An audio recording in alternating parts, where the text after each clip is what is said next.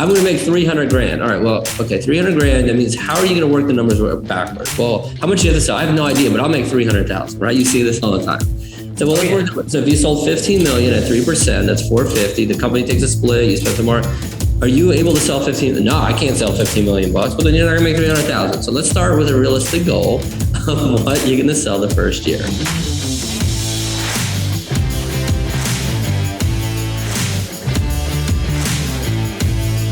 So the question is this: how do most agents find the secrets to succeed in today's competitive real estate market, especially when the top agents are keeping those secrets to themselves? That's the question, and this podcast will give you the answer. Hi, I'm Aaron Amuchastegui, and welcome to Real Estate Rockstars.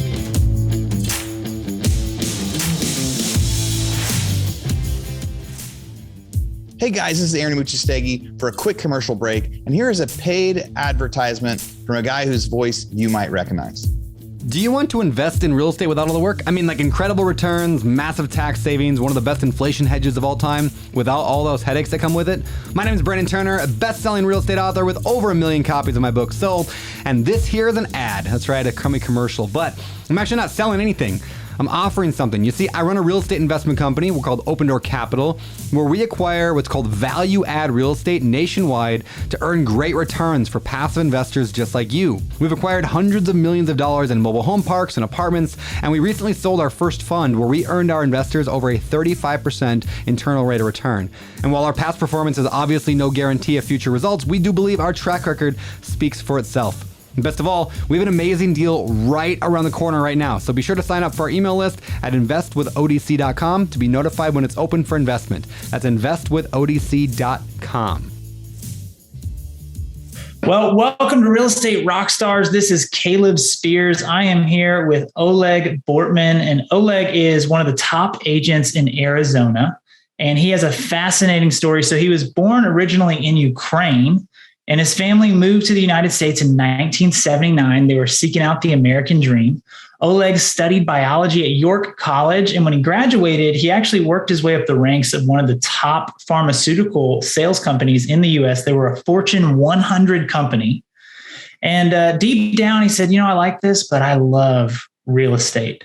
So he made his first investment in 1999, quickly became captivated with real estate, with the profits that can be made, with the whole business aspect of it, expanded his own personal portfolio from New Jersey to Nevada and then on to Arizona, where he's based now. And finally, in 2009, he said, I'm making all these investments in real estate. I would love to give other people that opportunity. So he got licensed in 2009. Jumped into the business and has just been extremely successful ever since. Oleg, welcome to the show, sir. Caleb, thank you so much for having me and allowing me to share my story as well. Yeah, absolutely. So your family originally immigrated from Ukraine back in the 70s. What was that like? Yeah, so I was born in 75 in Kiev. At that time, it was still under the whole portfolio of the USSR, so the Soviet Union. It was kind of challenging. We were Jewish immigrants, and America has opened their borders to us.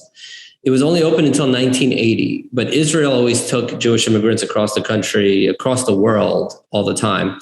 My parents were only focused to come to America. So my mom was 30, my father was 42. We came here in August, so I was about 3.5 years old, and my sister was 6. So we come to America in 79. We had to go through Austria and Italy, and no one spoke any English.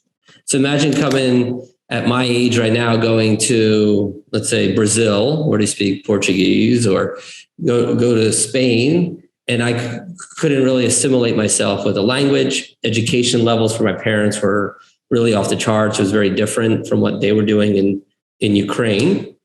So they started off, my mom was a seamstress making like $1 an hour. My father was a sheet metal mechanic making a couple dollars an hour, all for the ability for my sister and I to live and dream in the American dream. So it was pretty amazing. I was very blessed. I raised in a family with incredible work ethic. So my parents worked 2 jobs, 5, 6, 7 days a week. We always had clothes on our back, food on the table. I didn't know any difference. I played soccer growing up, competitive soccer. My father was a professional soccer player in Soviet Union at the time. So I was always into competitive sports. I was always the smallest kid on the field. I was teased. I had a different name, spoke differently with a huge accent, which just made me stronger. And I just, I value and I thank my parents for giving us the opportunity. And they left their parents and all their families behind to make my sister and my life so much better. Well, that's fantastic. And I'm guessing, so you mentioned it made you stronger to have to overcome some of those challenges in your life, growing up in kind of a different place, speaking a different language, and maybe not understanding all the cultural things going on around you. I'm guessing too, having a father that was a professional athlete, I mean, that takes a certain level of discipline and work ethic. What have you learned from him, and how did that translate into your later life? Yeah. So yes. So two things. Obviously, having a professional athlete as a father was one level. And then having a father that was born in the Soviet Union with the structure and, requirements at home was even a whole different level. What it taught me was two things. If you ever came in second place, you were the first loser. So when I would play sports and I was like, Dad, we came in second, he goes, well, you're the first loser. So winning was the only definition. So I hated to lose more than I loved to win.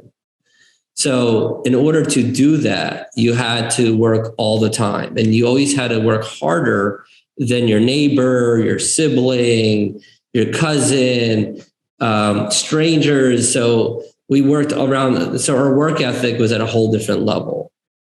You could never be hurt. So even if you're like, oh, I got kicked in the knee, and you're playing on the field, you couldn't be like, hey, coach, take me out. You would have to play through it. You couldn't let your team down. So being a part of a team was always one of the key core values that was raised in my family. And when you promise to do something, even if it cost you money, you still had to honor that contract. So that discipline that my parents taught me was like, hey, if you quoted me to do my lawn for $80 and it took me 3 days instead of 1 day to even rake the leaves, you still would finish the job, even though it cost you money. So those are things that my father always instilled on me. You have to be honest, the integrity is there, and you always have to finish the job that you're going to start to do. Yeah, I had a real similar experience growing up. So I wasn't an immigrant. My father was not a professional athlete by any stretch, but what he was he came from a military family. And so he had a very similar mindset of work ethic and discipline and doing what you say you're going to do when you say you're going to do it. And I remember growing up, it was frustrating, frankly, because I'd look around and my friends would all not be nearly in the same level of pressure to do well and to do things at a high level. And I remember I would scrub the grill or cut the grass. And if I didn't do a good job, if I kind of slacked off because I wanted to go play or something, I was going to do that job again and again and again until I did it the right way. As a kid, that was so hard for me. But man, growing up, I just so appreciate my dad for having instilled that discipline in me. It sounds like you're kind of in the same boat there. Absolutely. It's and I think when you even speak about your father, who from the military, and I love all our men and women that sacrificed for my freedoms because I wasn't born here. My business partner, actually Tucker Blaylock, who's a native of Arizona. He was a Marine, but I thank all the men and women for our freedoms, and I think that's what attracted my business partner and I to come together in business. Is because of that work ethic that the military and a structure instills in people. And obviously that's clearly why you're so successful as well in your career and so early in your career. It's just that we were ripped from a different cloth. Our parents taught us things that most parents do not teach. And I've been just blessed for that, for sure. Yeah, absolutely. Absolutely. So it's obviously it's obvious that work ethic really did translate, because you get out of college, you start working up the ranks of this Fortune 100, not 500, 100 pharmaceutical company. What was the transition for you from that to real estate? Like, how did that occur? Because those are very different worlds. Yeah. So Abbott was an amazing company I worked for. They taught me a lot. They spent a ton of money in training us. So I started off as a salesperson, and then I got into management. But when I got into it and I started my sales career, I think most realtors started somewhere like I did. I read a book that changed my life, the Robert Kiyosaki, Rich Dad, Poor Dad. So I was in my mid-20s. I was making good money at a pharmaceutical company, living in New Jersey, which is very, very expensive. So New Jersey is kind of a rat race. No matter how much you make 100 grand, you spend 120. You make 200,000, you spend 250, because Uncle Sam takes almost half of it anyway.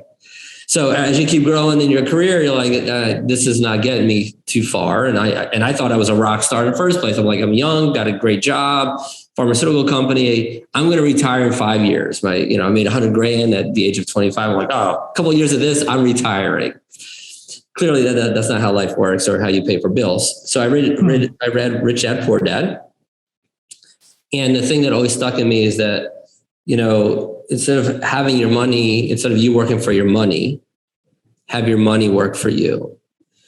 That's the thing that always resonated with me, because Rich Dad, Poor Dad, his best friend's dad was a professor, and his dad, Robert Kiyosaki's dad, worked through his life, kind of blue collar work. And he explained to me that when you start buying assets like real estate, you can then make your own career path. And when I was at Abbott, which was amazing, they would give me raises. I always felt I was worth more than what they paid me, because the outcome that I would produce for them as a salesman or a sales manager brought so much to the bottom line, but there was only a cap that they were willing to pay me. So that book triggered me to start investing in real estate. My first investment property I bought in 99. Then I started buying into Vegas condos for like 60 or 70,000 in 2003. And every year I made a commitment. Every time I would get a bonus, I would buy 2 more properties. And that started my love, passion, and opening up my eyes that, my God, I can't believe I can buy a property and somebody can pay it off and make money for me while I'm still doing another career. I'm like, this is unbelievable. Only in America can this be done. Yeah. Oh my gosh, that's so good. So Rich Dad, Poor Dad, I absolutely love that book. There's a follow-up book to it called Cash Flow Quadrant. Have you read that one? No, I have not. Highly recommend it. It's the same author, Robert Kiyosaki, but Cash Flow Quadrant is kind of Rich Dad, Poor Dad on steroids. He breaks down the nuts and bolts of that, what you're talking about, your assets versus your liabilities. Where's your cash coming in from? Where's it going out to? A lot of us think certain things that appear like assets on paper, we think they're assets, but they're actually liabilities. He breaks that concept down so well. I had a client he had a high school background in terms of his education level, and he has built a $20 million plus portfolio in real estate. And he was the one that turned me on to that book. He said, if you want to learn to do what I've done, read this book. It was these principles that led me to it. So I'm so glad you mentioned that. That is so powerful. So you're invested in real estate. You started in the 90s and the early 2000s. And then in 2009, clearly the best market we've ever had, you decided to get into not only to investing into real estate, but to get your license. What led to the decision to get your license in that particular time frame? It's a great question. So, the nice thing is about 2009, it was like almost the bottom of the bottom. So if you can survive at the bottom, there's only one way up, and that's up. Like, you can't get any worse, right? What happened was in pharma, every 2 years or every year, the numbers come in, everyone does great, and then they restructure. And this is one of those, forks in the road that I had come about. I've been married at that point for almost 3 years. I wanted to start a family. And I was traveling still 200 nights a year for the pharmaceutical company. And I get a call in January and saying, hey, we're doing a restructure, which happens all the time. I would have to make some calls to the sales team, but I was getting now the call saying, hey, your territory has moved. At that time, my wife and I had relocated back to Phoenix, where she's from. And they wanted me to be the district manager for Southern California. And I literally in 2008 just got moved by Abbott to Phoenix. And I was tired of moving. I wanted to have kids. I wanted to live life. So they were on the phone and they said, yeah, you have two options. You can take the position and you can fly in every day, because Southwest to San Diego is like a 45-minute flight. So instead of driving to your territory, you can catch a flight daily, or you can fly in for a couple of days, spend the night, come back and forth. And I was like, well, there's got to be always a third option. And the third option was a severance package, which I ended up taking, which was the best thing I could have ever done. It gave me time for the first time in my life to take a vacation, because right out of college, I got a job working in pharma. So for almost 15 years, I was tied up. You get, 2 weeks vacation, but you're never on vacation. When you work for a big corporation, numbers are on your head. They call you whenever you want. You're really not unwinding at all. So I was like, yeah, I'll take the severance package. So for the first 2 months of the severance package, I was playing tennis 5 hours a week, 5 hours a day. I was getting my tan on. I was living the life. And my wife was like, hey, how long are you going to do this? I said, this is the first time in my life I'm getting a vacation and I'm getting paid to do it. So she was calling me like every day, hey, have you started looking for a job? Long story short, get my real estate license. And I started still consulting to make some income in sales. And I got my real estate license in 2009 in Arizona. And ever since then, I didn't look back. What was so amazing, though, I left a 6-figure job to make commissions. Just think about it. The market tanks, as you know. Condos that were selling for $200 are now being short sold by the bank for $40,000. And do the math. So $40,000 is going to take you 8 months because the bank has to push the paper. And they're not giving you a 3% commission. They're giving you 2.5% co-broke. So you make $1,000 waiting 8 months for it to close. And then you got to split with a broker. So I left a 6-figure job to make $600 commissions on deals. When you get into business, a new business, it's not like you get 50 deals a month. You're barely struggling to get a deal here, a deal there. So I learned how to grind it out. I mean, I was always a grinder anyway. And I knew that if I can make a living out of $40,000 transactions in 2009, when the market starts getting better and my network keeps growing and my reputation keeps growing, we have nowhere but to go straight up. And that was the story of how I got in my license here in 2009 in Arizona. That's pretty amazing. Yeah, I love hey, honey, when are you going to get a job? How long are you going to do this? Well, I don't know how long I'm going to do it. How much money we got? Probably till that runs out, then I'll figure it out. Exactly. So you started out. So my brother, who's one of the top agents in the country, I mean, he's done over $1 billion in sales. He's 30 years old. He started in the same market. He got licensed in 2008. Now his average sales price is probably $5 million. But he started out with rat-infested trailers and foreclosures for 40 grand, same, very similar story. And he really credits that with giving him not only the work ethic to really be able to, like you said, grind through some of these tough times that we inevitably face in our industry, but also it gave him the focus of like, I don't want to do this market segment forever. I know what I want to be. I know what I want to do. And it's the high end. Correct. Your business has obviously taken a transition towards the high end as well as you've grown. Tell me about what that looked like. Like, what were some of the strategies you used to go from, hey, I'm doing these foreclosures to now you're selling multi-million-dollar properties? Yeah. So we niched ourselves. So I grew up on the East Coast working for a pharmaceutical company. When I came to Arizona is a very casual market, probably like, Florida, flip-flops, polo shirts. I come to Arizona in 3-piece suits and a tie. So as I was showing clients houses and they're looking at $1 million or $2 million home, I didn't know if that was the owner opening up at the door or the realtor. My clients were shocked. Like, who is this in flip-flops or Birkenstocks and shorts showing a $2 or $3 million house? So what I felt this market was missing was a level of professionalism for both clients and sellers, the buyers and sellers. So I still to this day, I wear a suit. So I've been licensed in 2009 and, it was 108 degrees yesterday or 114 degrees. I still wear a full suit, tie, shirt to go to work.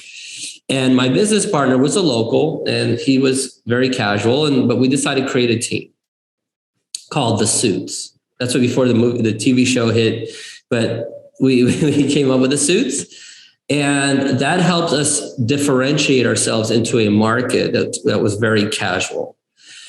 And then we hung our license with an office. This was really a game changer for us. So for those that are familiar with Phoenix, Arizona, there's one of the oldest historic hotels called the Arizona Biltmore Hotel. That was a Frank Lloyd Wright inspired hotel. It was built in 1929. And there was a broker in there that had an office in the lobby of the hotel. So after I got my license, I found this office, I interviewed, and she hired me. And, you're in there with business professionals. They have 700 rooms. So you have corporate meetings all the time.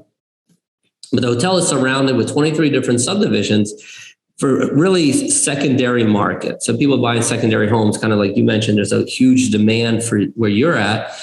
And in 2009, those homes were probably worth, anywhere from on a low end 400 to a couple $1 million. But before the market crashed, there was, $1.5 to $10 million, $12 million estates. So I niched myself in this brokerage that had an office in the Biltmore Hotel that long-term meant what I wanted to do is work that luxury home market.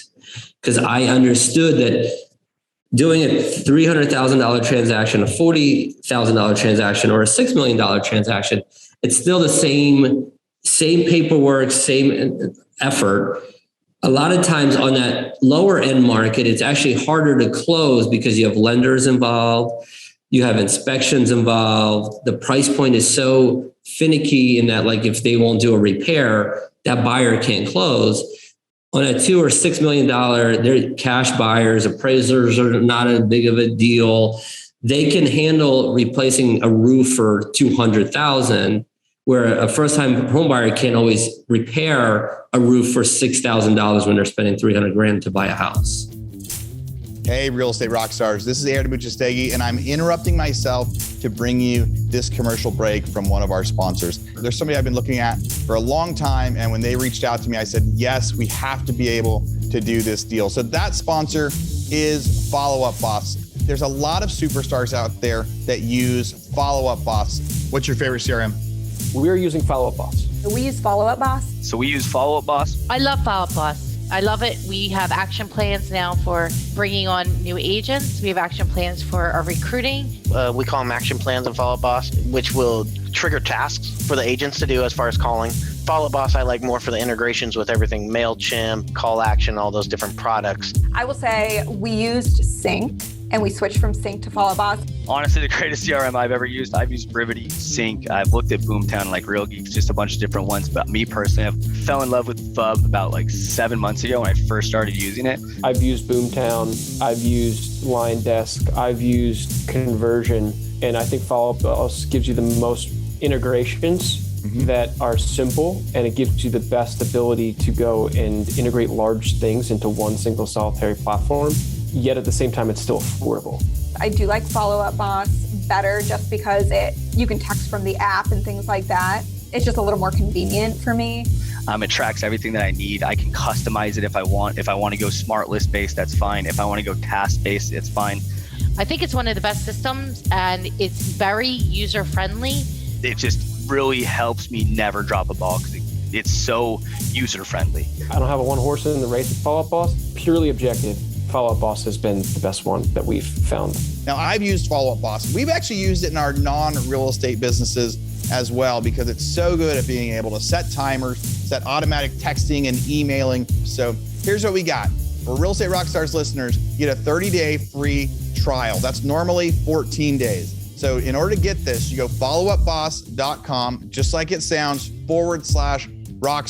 Go there, get your 30-day free trial and check it out. Especially if you aren't using any systems or any CRMs yet, this will be a great one for you to start with. Thanks again. Now back to our show. Yeah, absolutely. Okay, so you said a couple of things that I think are brilliant. So number one, in a market where everyone is fairly casual, you dressed for the job you wanted You dressed for the perception of luxury, even though that may not have been what you were working initially. Yep. And then you went out of your way to position yourself in an environment where you'd be able to rub elbows and meet people that had the means to buy and sell the properties you wanted to eventually buy and sell. I'm similar in the sense that most of the appointments I go on, I wish it was every appointment like you. I'm trying to get better at it. But most of the appointments I go on, I will wear a suit jacket and a nice button up. And in our market, it's the same way. You'll have flip flops and shorts and a t-shirt, and that's your luxury agent. I really do believe it sets you apart in someone's mind when you dress up to the standard of the homes and the clients that you're working with. And I think too, that that's key to be in and around those people so that as you're sharpening your axe, as you're doing the paperwork, you're getting better at the process, all of a sudden you might get some of these nuggets about a deal coming on market or something. And you can speak with confidence about the real estate market, about the process of buying and selling to these individuals and gain their trust. So you had an excellent strategy. I love that. Thank you. Thank you. And again, it's a lot of, when I was at Pharma, they spent tons of money on developing us. And in reading the book and seeing, I think also as an immigrant, I look at every day that it's a gift from God. Like every day I wake up on my own and I can see my wife and my kids. It's another present the man upstairs gave me. And I want to utilize every single, because I have no idea. I'm in my mid 40s. I don't know if I'm going to live till 47 or if I'm going to live till 99. I'm not going to say 100, but let's say 99. But every day that I have, I cherish like it could be my last. And I want to learn something, meet somebody new, and maybe impact their life the way God has given the ability for people to impact my life. So that's just my mindset. I just love life.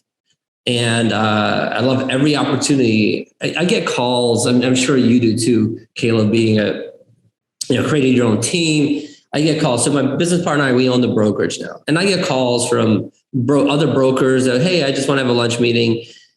I get calls from agents. I take almost every single meeting that somebody calls in real estate, commercial, residential. They might want to buy me. I may want to buy it. I have no idea.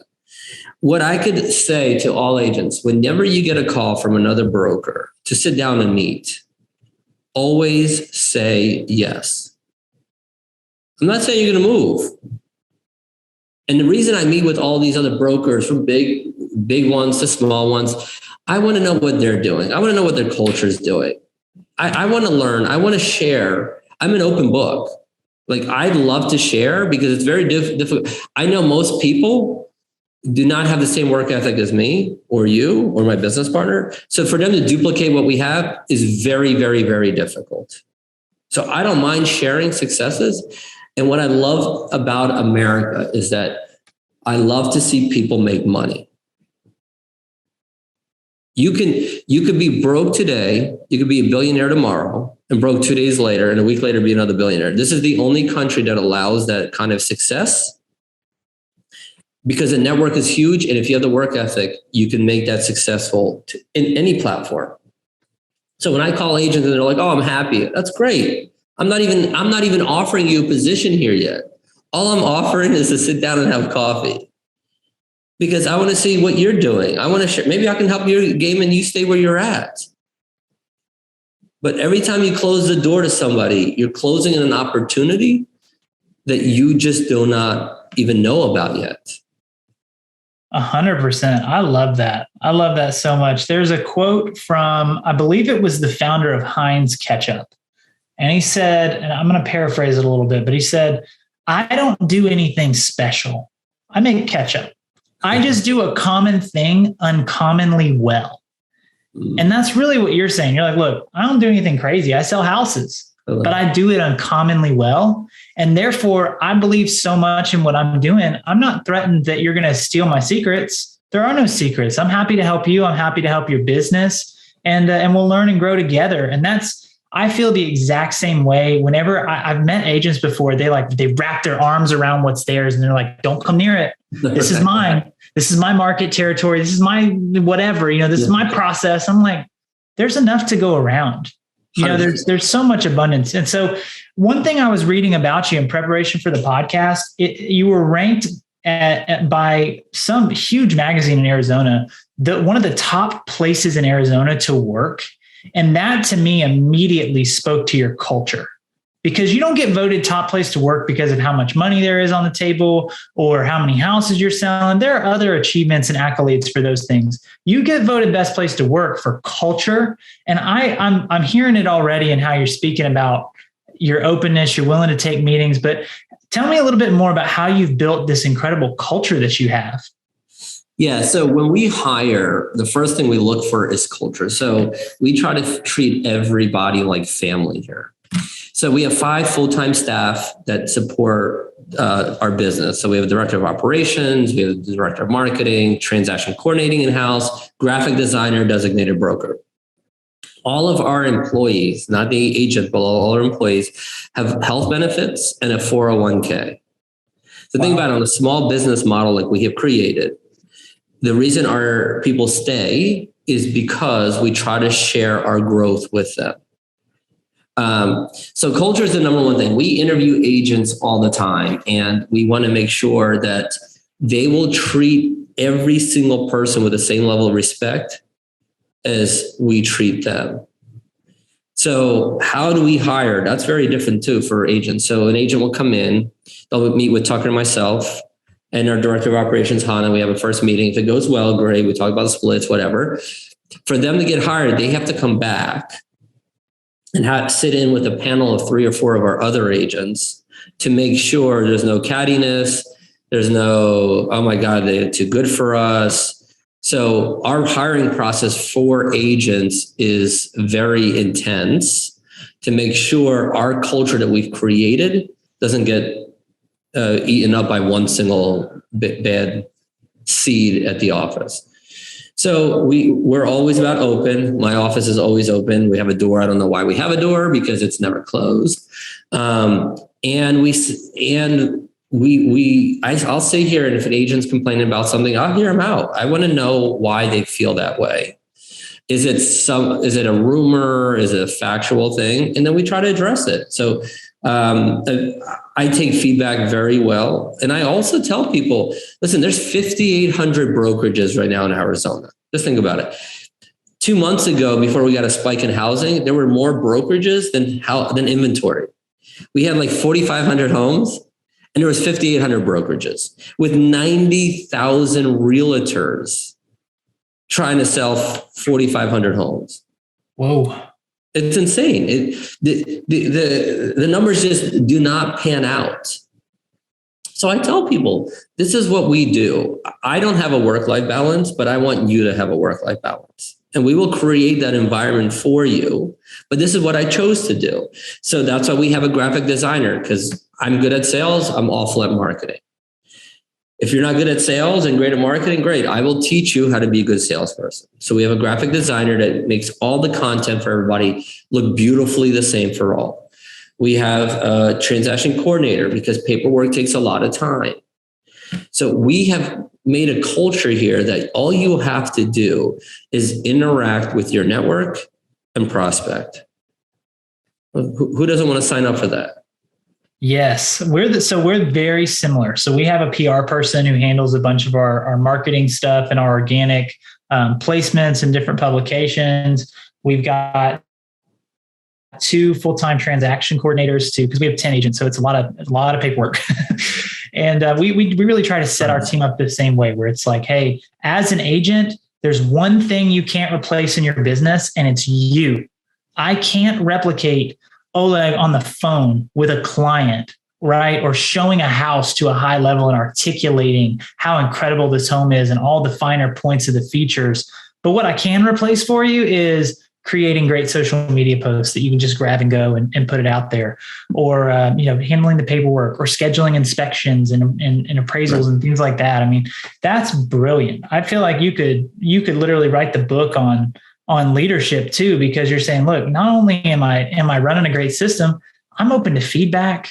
My door is always open. The goals that my agents have, I recognize they're not going to be different from mine. I need to understand how I can help them reach their goals. It's a very others focused model.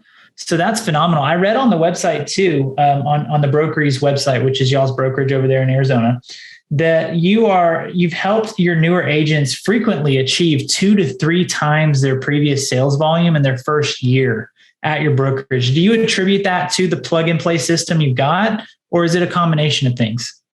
Yeah. So the plug and play system is amazing here. So what happens when they come here, they have very little credibility in the market, but all our agents can advertise all our brokerage's listings on their social media platform.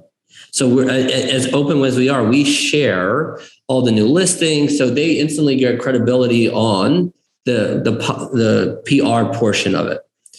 The other thing that we hold very close to our chest and we're very proud of is the mentorship here. So I coach, we used to have coaching pods, and every agent every other week, we sit in a pod for about an hour and a half. Most agents that come here don't even know what a business plan is. They're like, oh yeah, I'm going to sell $8 million. What's the average transaction? How are you going to sell it? I'm going to make 300 grand. All right. Well, okay. 300 grand. That means how are you going to work the numbers backwards? Well, how much do you have to sell? I have no idea, but I'll make 300,000, right? You see this all the time. So, well, let's work. So if you sold 15 million at 3%, that's 450. The company takes a split. You spend some more. Are you able to sell 15? No, I can't sell 15 million bucks, but then you're not gonna make 300,000. So let's start with a realistic goal of what you're going to sell the first year. And then we start coaching. I hold them accountable. Okay. Every other week we're meeting. Did you do 3 open houses this week? Did you call 4 people a day for the last 2 weeks? Do you have any coffee appointments set up? Do you have any lunch appointments set up? No, I was busy. What were you busy? You had 40 hours to work this week. With what? With what, right? Like they're all busy and they have so many excuses. So by holding them accountable in these coaching pods is what elevates them. Imagine if everyone just showed up. Why do corporations work? Because corporations pay you 40 grand a year to work 8 to 4, 8 to 5 every day. You show up in an office. They know that 60% of the time you're on Facebook, but they're at least going to get 40% of your time working on whatever tasks they ask you to do. The challenge with agents, they can't hold themselves accountable because they're not structured. So the structure that we've created, kind of the structure you were raised in, the structure I was raised in, we created this structural model that will help them go 2, 3, 4-fold from what they've done at the previous brokerage, because no one's going to hold them accountable. The other brokerages, what do they do, right? So you get your license, you go to another big box store, and they throw you onto a team, right? And a team takes 50-50, and they say, hey, we're going to do 50-50. You get some of my open houses, and go figure it out. So once in a while, they throw you a lead. They still show up, do 2 open houses a month. They work 6 hours a week, and they're like, oh my God, I work so hard. I don't know why my results are not there. I'm like, dude, you worked 6 hours this week. Yeah. You worked 6 hours before noon today. Like, give me a break. So creating structure for agents will always have them succeed in this business. That's one of the things we do. That's brilliant too, because everyone that I talk to who's a new agent or thinking about being an agent, I hear it. I mean, almost 9 times out of 10. Oh my gosh, I want to get into real estate for the freedom. And it's like, yeah, you do have freedom. That's the good news. You get to make your own hours. You still got to make the hours though. You can't just watch Netflix until noon and make 3 phone calls and go, oh my God, I didn't make any sales this week. Like you have to be in the office. And so for me, one thing that was transformative in my own business was when I decided, you know what, this isn't my hobby. I need to run this like a business. I need to have office hours. I need to have structure. And then I love to, just to circle back to what you're saying about, well, as a new agent, I want to make $300,000 this year. Well, how are you going to do it? Right? Because the money you make is a lag measure. It's a end product. It's an end goal. That's like saying, I want to win the Super Bowl. Okay. Are you going to go to football practice? Are you going to form a team? Who's going to be your quarterback? Are you going to know the playbook? Like there's all these inputs. There's all these lead measures that have to go into that final goal. And what I found is most agents lack the prior knowledge on how to structure a business, how to create that framework of discipline in order to reach their goal. It's not necessarily a lack of motivation or willpower or or want to. It's a lack of framework. And so that sounds like you're really making headway and giving that to agents. And man, I tell you, those big box brokerages, they just hand you a phone book and say, good luck. So that's huge. Yeah. And you said, so you've been in the Florida market and your brother started in 2008, huh? Mm-hmm. Yeah. So, that's amazing to see the kind of growth over, a decade and a half. So it's great. I mean, again, I'm so blessed that I have a great business partner. We have the infrastructure now in place. So as we continue to grow and open up more offices, we already have a model that works. 100%. And so speaking of growth, I think it said in your first year, you did something like 2 million in sales volume. And then it was, I want to say 2020 was the most recent stat I found was 200 million. I'm sure 2021 was even bigger than that. So that's massive growth. Clearly what you're doing is working.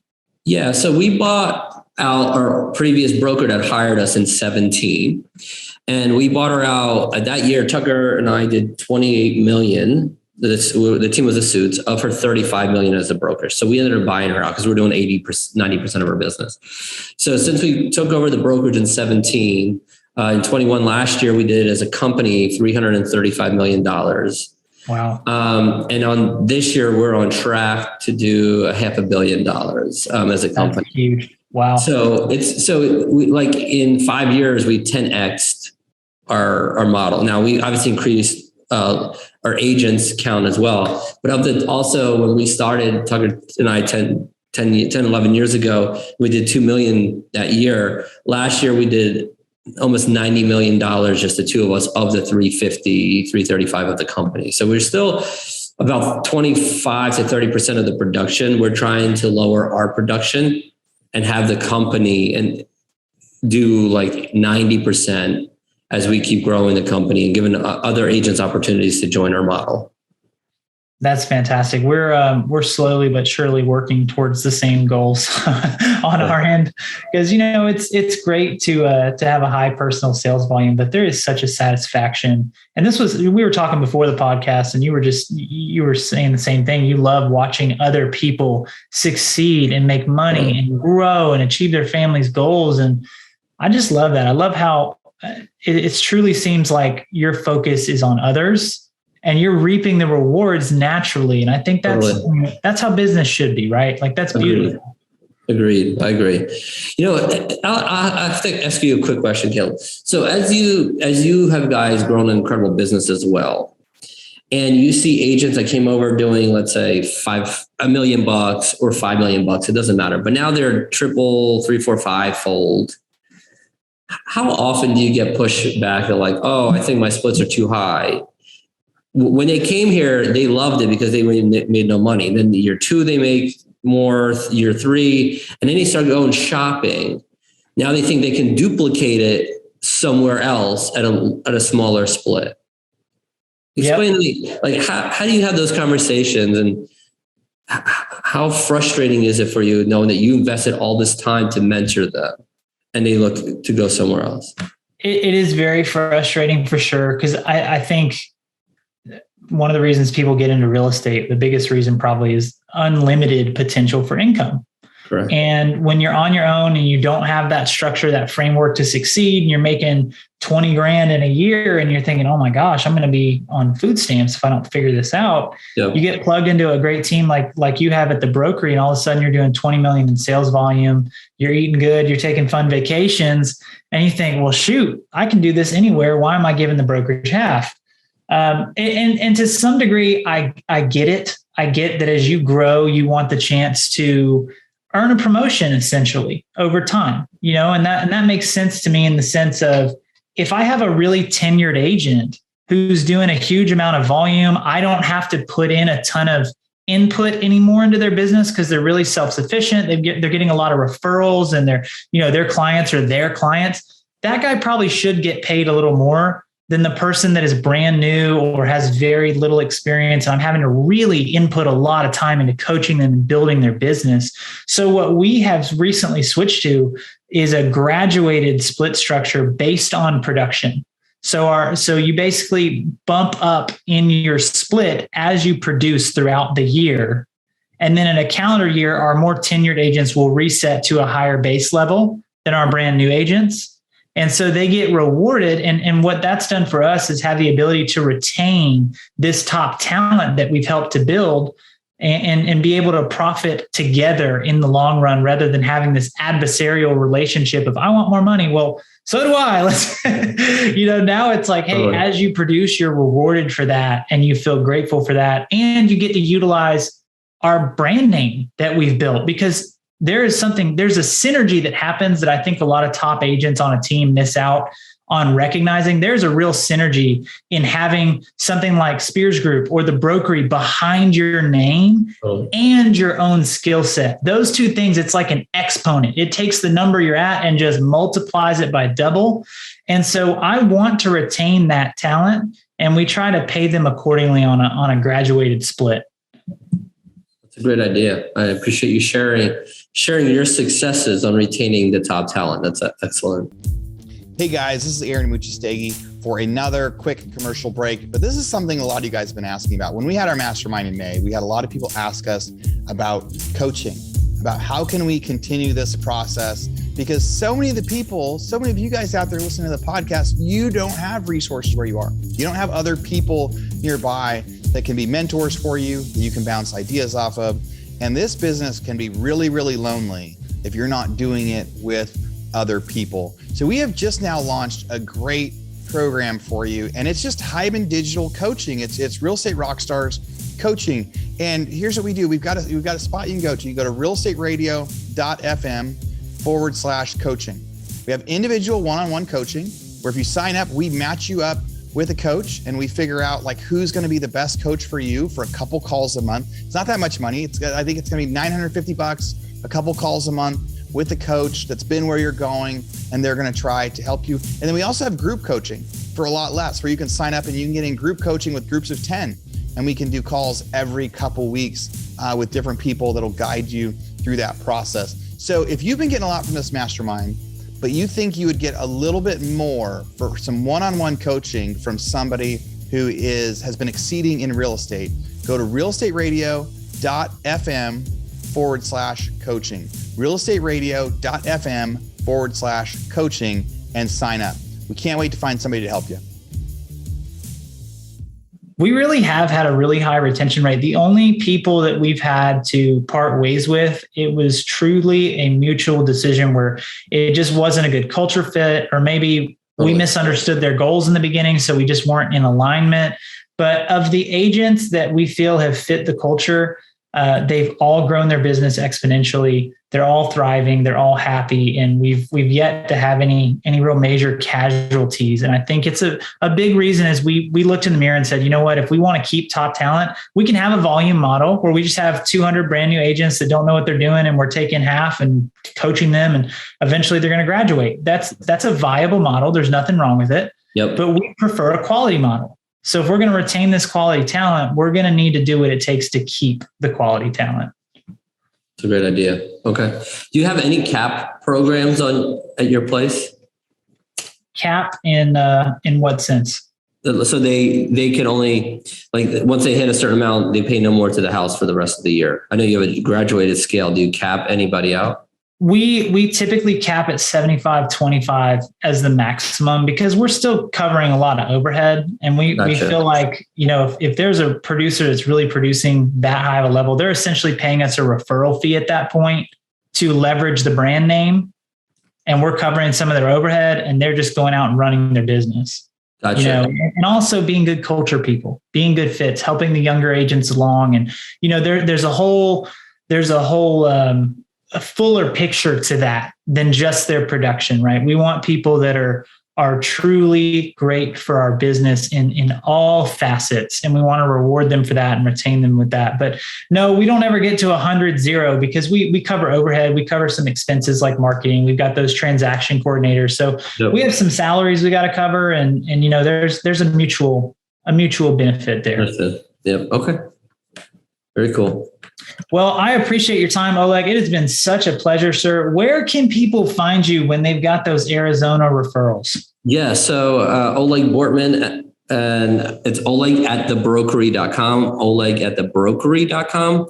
Easiest is my cell phone. It's always with me. It's 602-402-2296, 602-402-2296. And also, if you're out there listening and you have referrals coming in, great. Also call me if you're in a different state, because I do have clients that are looking to move outbound as well. So Caleb, I can't thank you enough for having me on. The reputation of, the podcast is amazing. And I'm just fortunate and blessed that you were able to slot me in. So thank you so much. Absolutely, sir. It's been such a pleasure learning from you. And Real Estate Rockstars, we'll talk to you next time. All right, Real Estate Rockstars, this is Aaron Muchastegui jumping in again to thank you for listening to the show. Hopefully you guys loved listening to that one. And I want to make sure that you know about all of the extra resources that we have. And also, we need your help. They say podcasts are free. You get to listen to podcasts for free. But what is the cost of that podcast? I would say if I could beg you to pay anything for that podcast, I would say the cost of the podcast is going and giving a review. So whether you download it on Google or Apple or YouTube or anywhere else, please go give us a review. Say what you liked, what you didn't like. It helps us get better guests. The more reviews, the higher we get in the rankings. Right now, we are the biggest podcast out there for real estate agents, and we want to keep that spot because we know there's lots of podcasts out there. So go give us a review. Also, be sure to go to hibandigital.com. If you liked any of the resources that those real estate agents talked about, we've got a huge video vault of those resources for free. Every penny that comes on the podcast that we interview, they give us something that helps them get their deals or helps them work with their clients. And we put that in the toolbox in our vault for you. So go to hibandigital.com and you can get it. If you're looking for real estate education, go to rebusuniversity.com. We have all sorts of courses in there to help agents succeed in real estate, how to get the listing, how to negotiate deals, how to become an investor, all sorts of different stuff, rebusuniversity.com. And if you want to chat with me, go find me on Instagram. And if you come find me on Instagram, you can send me messages. Tell me what you want to hear. Tell me what you liked, what you didn't like. We try to put a bunch of content out there too. You can find me in two different places. It's at rerockstars.com for our Real Estate Rockstars page, or at aaronandmuchastegui.com for my personal Instagram page, where I can chat with you about all sorts of different things. Thanks for listening. We'll see you again soon.